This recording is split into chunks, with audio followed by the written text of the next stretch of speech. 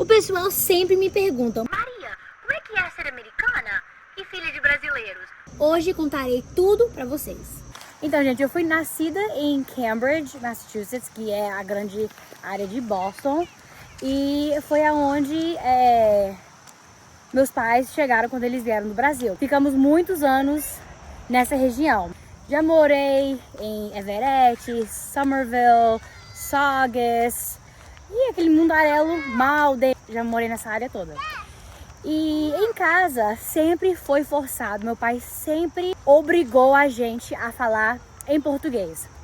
Tinha vez que eu até chegava em casa e eu começava a falar inglês e ele virava pra mim e falava assim: não tô entendendo nada do que você tá falando, você vai falar comigo em português. Aí eu tinha que fingir que ele não tava entendendo, que meu pai fala inglês, minha mãe também, e começava a falar o português. Então era dessa forma que ele realmente cobrou isso da gente, sabe? A minha vida em casa não era igual aos americanos, porque eu tinha dois pais brasileiros, minha mãe e meu pai do Brasil.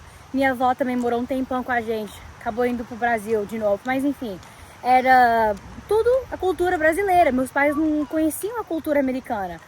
E então era comida brasileira, tudo celebrado igual brasileiros celebram, igual o Natal, essas coisas todas. E adotamos o Thanksgiving, né? Porque a gente mora aqui. O que é o Thanksgiving, gente? É em português? Não sei! Em casa era 100% cultura brasileira.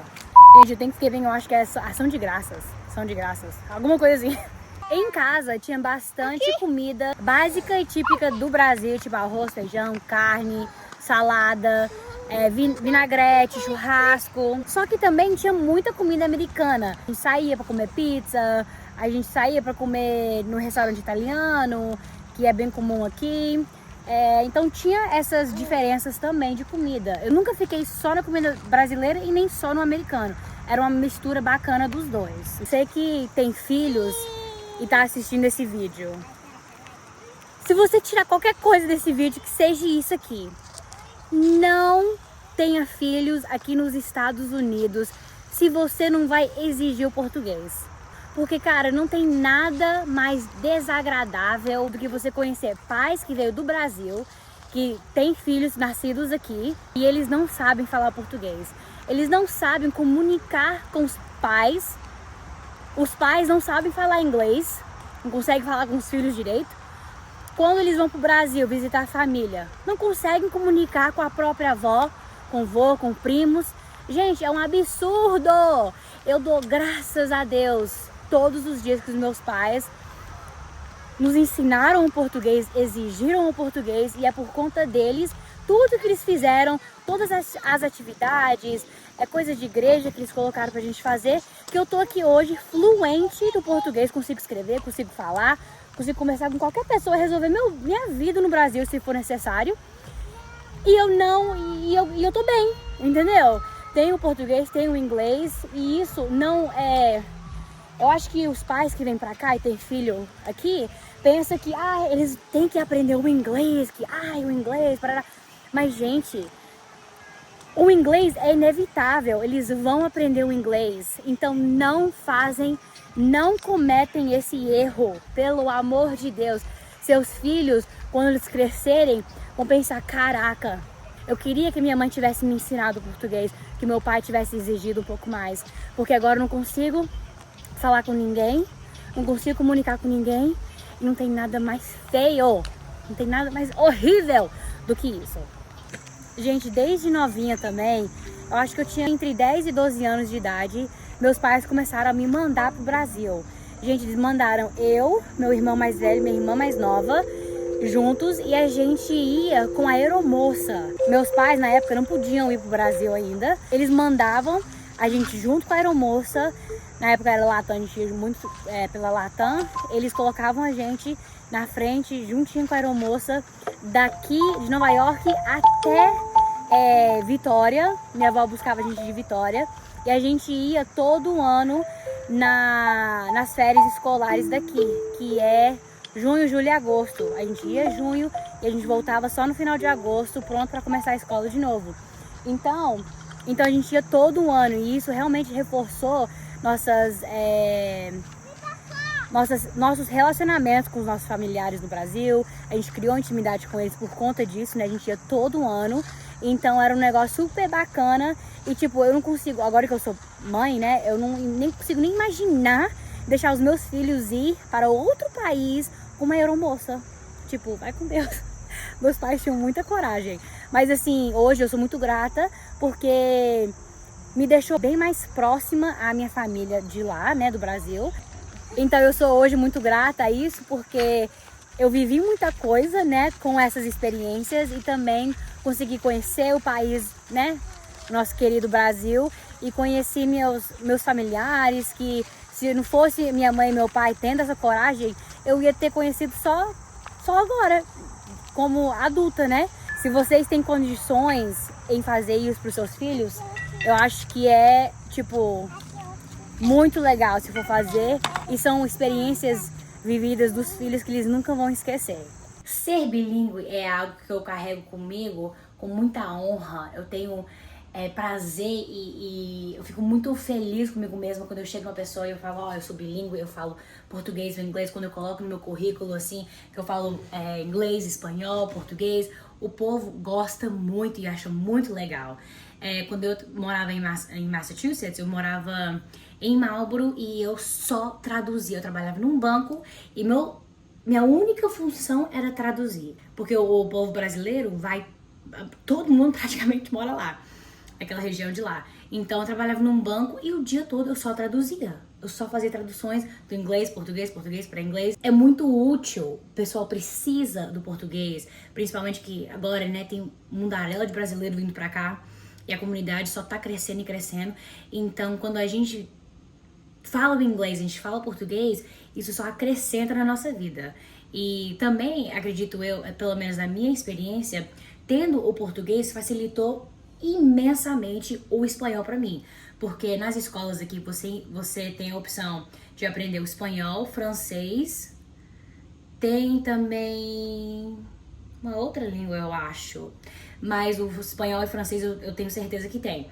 E eu fui com o espanhol, porque é mais parecido, eu só tirava nota alta na minha classe, sabia de tudo, respondia tudo, escrevia tudo e me dei super bem.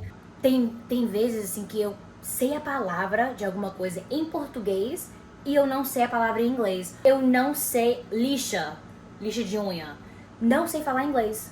Eu tenho que pensar, aí eu vou no chat GPT, pergunto ela e ela me fala. Que a palavra não vem na cabeça, eu não sei o que é. Mesmo eu sendo fluente nas duas línguas, a minha língua mais dominante é o inglês, né? Que eu sei muito mais em termos de vocabulário do que no português. Mas tem palavras como essas que eu só sei em português e eu não sei falar inglês. Eu tenho que explicar aquilo que eu tô querendo falar e a pessoa me fala a palavra. Ou eu pesquiso e aí eu sei. Uma coisa até engraçada também, que eu faço direto e reto, literalmente toda frase que eu falo, praticamente, eu faço isso, que é misturar o inglês em português. Eu tô numa frase falando em português, aí do nada eu jogo uma palavra em inglês. Tipo, totalmente aleatória. Do nada sai like, yes, no. Não sei porquê. Todas as minhas amigas, minha irmã, meu irmão, todo mundo que é americano e que fala português faz a mesma coisa. Não sei porquê, não me pergunte, mas tem isso também. É extremamente bacana que aqui, como nós somos americanos, a gente tem como desfrutar das oportunidades aqui da América, né? E quando a gente vai pro Brasil, a gente também consegue desfrutar do melhor que tem do Brasil. Então a gente tem esses dois mundos, essas duas culturas totalmente diferentes, mas a gente fala em inglês assim, best of both worlds. O melhor dos dois mundos. O melhor daqui e o melhor de lá. E isso é a pura verdade. Desvantagens de ser americana e brasileira. Muitas das vezes eu me sinto que eu não sou 100% americana, eu não sou americana o suficiente quando eu tô com americanos e que quando eu estou com brasileiros eu não me sinto brasileira o suficiente. Tipo, se eu tô numa conversa com brasileiros que sabem que eu sou americana, eles toda vez tentam explicar uma palavra um pouco a mais pra mim, eles perguntam se eu sei o que é X palavra, tipo, meio que explica a frase que eles estão falando como se eu não estivesse entendendo o que eles estão falando. E isso eu não gosto, eu odeio quando as pessoas fazem isso, porque você sabe que eu falo, eu tô na conversa, eu tô conversando, tô participando e tal, aí você vai, pergunta em frente de todo mundo, ah, Maria, você sabe o que é aquilo? Sei. Se eu não sei, eu vou falar, eu vou perguntar. Eu não vou ter vergonha de perguntar, que eu gosto de aprender, eu quero sempre aprimorar meu vocabulário e tal, mas eu sei. Aí eu me sinto que eu não sou brasileiro o suficiente, porque se fosse uma conversa com brasileiros, todo mundo do Brasil, ninguém ia falar nada, ninguém ia perguntar nada, ninguém ia explicar nada demais. Mas quando eu tô dentro, parece que eles sempre estão martelando aquilo. Você sabe o que é isso? Ah, isso aqui é essa palavra, você sabe o que é? Eu sei. E se eu não sei, eu vou perguntar, tá? Obrigada. E com o meu marido, por exemplo, meu marido, ele sempre fala assim, que ele tem um sotaque quando ele fala inglês, e o pessoal pergunta, ah, você é de onde? Ah, eu sou... Não, eles perguntam assim, ah, vocês são de onde? Que tá eu e ele, né? Ah, e eu sou do Brasil, né? Eu nasci lá, vim pra cá tem 8 anos, não sei o que, meu marido fala. Aí ele chega pra mim e ele fala, ah, minha esposa she's American, ela é americana, mas também brasileira. Tipo, por que você só não fala que eu sou brasileira? Porque eu sou brasileira, sabe? Então, aí eu não me sinto brasileira o suficiente, não me sinto americana o suficiente. Quando eu tô no meio de americanos, eu não me conecto tanto, porque as coisas que eles fazem eu não faço, as coisas que eles comem, as coisas que eles gostam de fazer, atividades que eles fazem eu não faço. Aqui em casa a gente não come fast food, a gente não sai pra esses lugares americanos, a gente só praticamente vai pra lugares brasileiros. Eu não escuto muita música americana, eu escuto música brasileira. Então essas coisas assim eu não sei conectar porque não faz parte da minha vida. Claro que quando eu tava na escola e na faculdade também era mais fácil, porque eu só andava com americano e no final de semana eu andava com brasileiro. Só que agora inverteu. Agora eu só ando com brasileiro, mal americano. Então, eu nem sei a última vez, pra dizer a verdade, que eu saí com americano. Não sei te falar. Tem essa desvantagem também. Meus pais, quando eu tava na escola, gente, eram uns pais rígidos com força, tá? Desculpa mãe, desculpa pai. Mas assim, tinha horário pra chegar em casa, tinha horário pra sair, tinha que saber onde que eu tava indo, tinha que saber a mãe, conhecer o pai, era um caos pra eu poder sair de casa com amigas, né? E os pais americanos não são assim. Os pais americanos deixam você ir pra onde você quiser, com quem você quiser, te dá telefone novinho, e tipo, não era a minha realidade. Eu tinha que lutar pra sair de casa, eu tinha que lutar pra ir numa festinha da escola.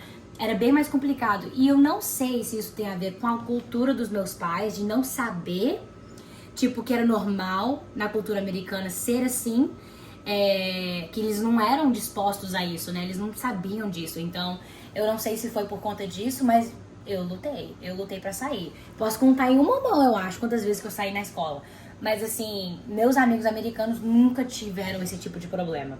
Qualquer coisa que tava acontecendo, qualquer rolê, os pais deixavam eles ir. Então isso também eu acho bem interessante e diferente. No fim das contas, ser americana, filha de brasileiros, é viver com o coração dividido em 2 mundos. Mas também é o privilégio de poder carregar o melhor dos dois. E eu não preciso de escolher um lado só, porque eu sou os dois. E isso, realmente, eu acredito hoje que é o que me torna única. E essa mistura me fez a valorizar a família, a fé, as pequenas coisas e também a acreditar que eu posso conquistar os meus sonhos. E é exatamente isso que eu quero compartilhar aqui no YouTube. Minha vida real, meus aprendizados e quem sabe inspirar outras pessoas a enxergarem beleza na própria história. Se você vive entre culturas ou se identifica com a minha jornada, deixe aqui nos comentários. Vou amar conhecer a sua história também. E não esquece de dar um like, de deixar seu comentário aqui embaixo e de se inscrever aqui no canal se você não for inscrito ainda. Um beijo e até o próximo vídeo.